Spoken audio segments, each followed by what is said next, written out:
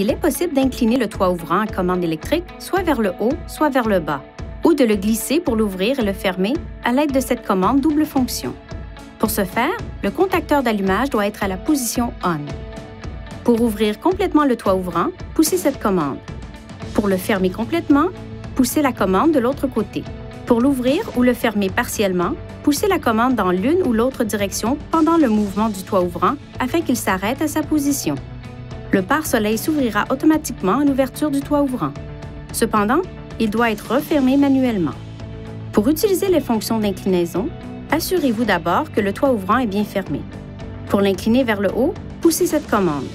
Pour l'incliner vers le bas, poussez la commande de l'autre côté. Si vous avez coupé le contact et que vous remarquez que le toit ouvrant est ouvert, vous avez encore un peu de temps pour le fermer.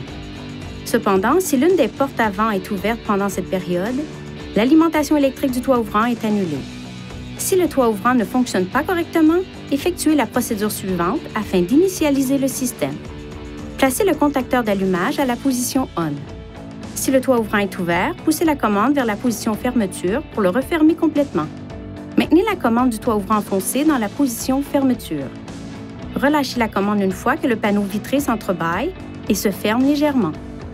Poussez la commande de toit ouvrant vers la position ouverture et maintenez-la pour entrebâiller complètement le panneau vitré.